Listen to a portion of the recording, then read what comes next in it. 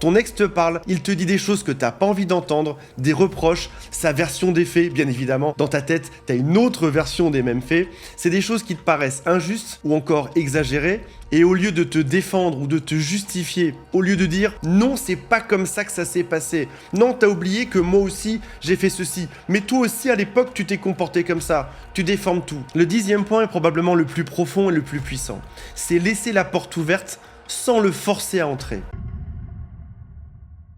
Ça y est, vous êtes séparés. Mais si t'es un humain normal, si t'es un humain, tu crèves probablement d'envie de lui dire que tu l'aimes encore. Et peut-être que t'oses pas lui dire, parce que ce serait pas approprié. T'as peur de passer pour quelqu'un qui supplie. T'as peut-être même peur que ça le fasse fuir. T'as peur de passer pour celui qui arrive pas à tourner la page. Et pourtant, t'as peut-être ce truc coincé dans la gorge. C'est ce « je t'aime » que tu sais plus comment formuler. Dans cette vidéo, je vais te donner 10 manières concrètes de dire « je t'aime » à ton ex sans même prononcer ces mots, sans même perdre ta dignité et surtout, c'est le plus important, sans faire pitié. Certains sont visibles, ton ex va les remarquer, d'autres, dans ce que je vais te donner aujourd'hui, seront plus silencieux. Peut-être même qu'il le verra jamais. Avant de démarrer, je t'invite à faire notre quiz gratuit qu'on a créé avec tous les psys et coachs de mon équipe pour savoir si ton ex t'aime toujours. Tu obtiendras à la fin un score et une analyse détaillée et gratuite et ça prend juste 2 minutes. C'est juste sous cette vidéo.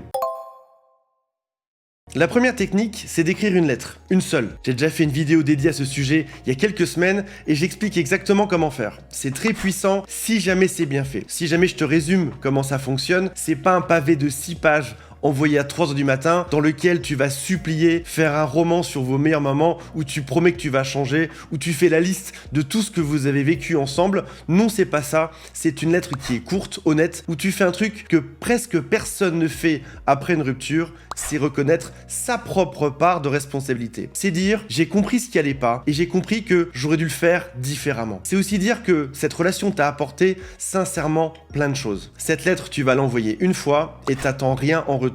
Pas de réponse, pas de réaction. La lettre, c'est un point final qui est propre, c'est pas une perche tendue. Une lettre comme ça se garde, ça se relie. Et cette lettre va travailler dans la tête de ton ex bien plus qu'un « je t'aimerai pour toujours » envoyé un samedi soir bourré.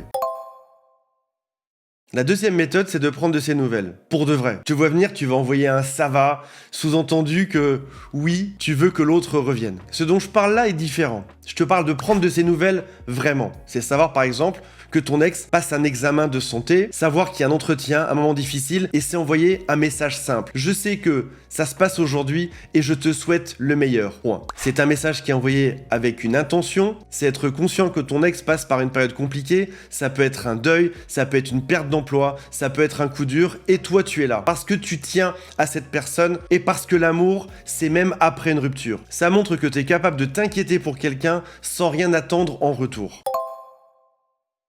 Le troisième point pour montrer à ton ex que tu l'aimes va te surprendre. C'est savoir, c'est être capable d'écouter ce qu'il a à dire sans contester.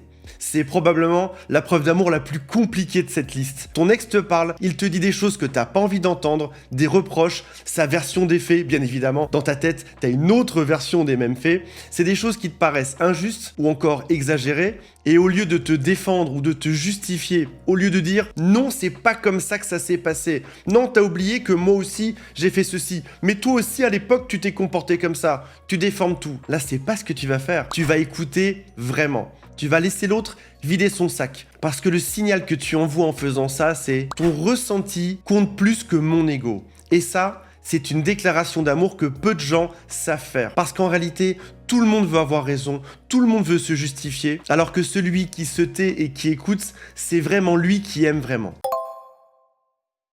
Le quatrième point va pas t'arranger non plus, ça consiste à tenir ses promesses. Pendant la relation, t'as peut-être dit par exemple que t'allais consulter quelqu'un, un psy, un coach, que t'allais bosser sur ta jalousie, sur ta colère, sur ton manque de communication, que tu allais changer ceci ou ça, que tu allais l'aider. Et puis la rupture est arrivée. Et la plupart des gens se disent « à quoi bon bosser sur moi parce qu'on n'est plus ensemble ?» Sauf que le faire quand même, ça c'est une vraie preuve d'amour. Ça dit « je te l'avais promis, c'était pas des paroles en l'air et maintenant je vais le faire même si t'es plus là. » Et ça finit par se voir, ton ex va le remarquer, vos amis en commun vont le remarquer, ton attitude va changer. Ça fera plus d'effet que n'importe quelle déclaration.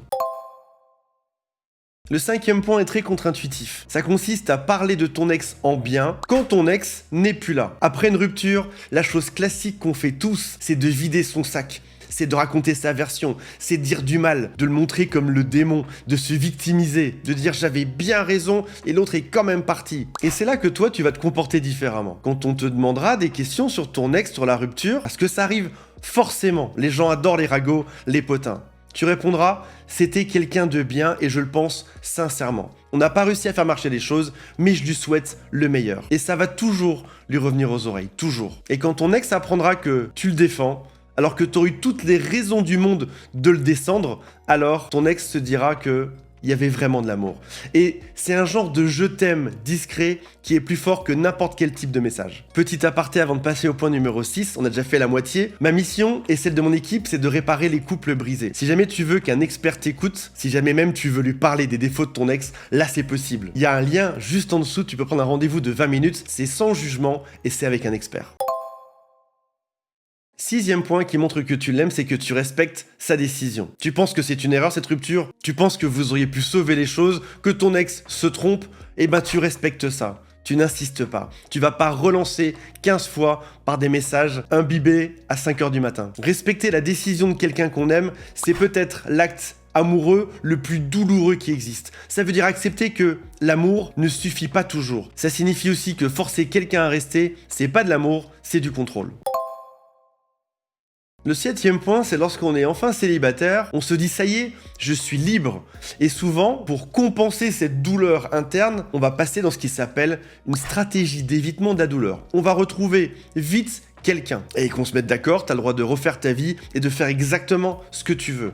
Mais il y a une grosse différence entre avancer mentalement, comprendre ce qui s'est passé, digérer la rupture, progresser et afficher une nouvelle relation au bout de 2 semaines pour provoquer une relation. Ne pas utiliser quelqu'un d'autre ou la jalousie comme une arme, ça, c'est aussi une preuve d'amour silencieuse. 8e signe d'amour, être stable lorsque ton ex te recontacte. Le jour où ton ex t'enverra un message, parce que ça arrive toujours, si t'es en silence radio. Ta réaction dira tout. La vraie preuve d'amour, c'est d'être normal et ouvert, sans être dans une joie extrême, ni même dans un froid punitif. Comme quelqu'un qui a les pieds sur terre et qui est content d'avoir des nouvelles, sans en faire un événement national. 9e point, reprendre ses affaires proprement. Oui, ça a l'air bête. Je te rendrai tes clés que si je te les remets en main propre. J'ai encore une brosse à dents et 3 t-shirts à toi, mais je veux te voir. Ou je les garde et je les jette pour toujours. Ça a peut-être l'air bête, mais la façon dont tu vas rendre les affaires montre pas mal ta maturité. Mettre un sac poubelle devant la porte, balancer tout par la fenêtre, on va éviter. Refuser de venir à l'état des lieux, refuser de payer la caution, ça montre que t'es quelqu'un d'instable. Alors que si tu prends le temps de rassembler ces choses, de les plier, de les mettre dans un beau sac, peut-être même retrouver un objet qu'il avait perdu depuis longtemps, ça c'est un tout petit geste mais qui en dit long. Ça signifie que même dans la douleur, je te traite avec respect. Je vais aussi honorer nos rendez-vous administratifs. Le 10e point est probablement le plus profond et le plus puissant. C'est laisser la porte ouverte sans le forcer à entrer. C'est en une seule phrase, si un jour t'as envie qu'on en reparle, je serai là. Et après, silence. Tu continues ta vie, t'avances, tu laisses cette porte ouverte et tu laisses l'autre décider s'il va la franchir ou pas. Et ça, c'est la déclaration d'amour la plus mature qui existe. Parce qu'elle dit je t'aime et je te laisse choisir. Pour conclure, dire je t'aime après une rupture, c'est pas seulement en une phrase. Ça doit se voir dans votre posture, dans l'ensemble des choses que tu vas faire ou que tu vas choisir de ne pas faire. Et si jamais tu as besoin qu'on analyse ensemble ta situation, parce que chaque situation est spécifique, il y a un lien avec mes conseillers juste en dessous. On se retrouve dans la prochaine vidéo. Salut à tous, bye, je vous aime.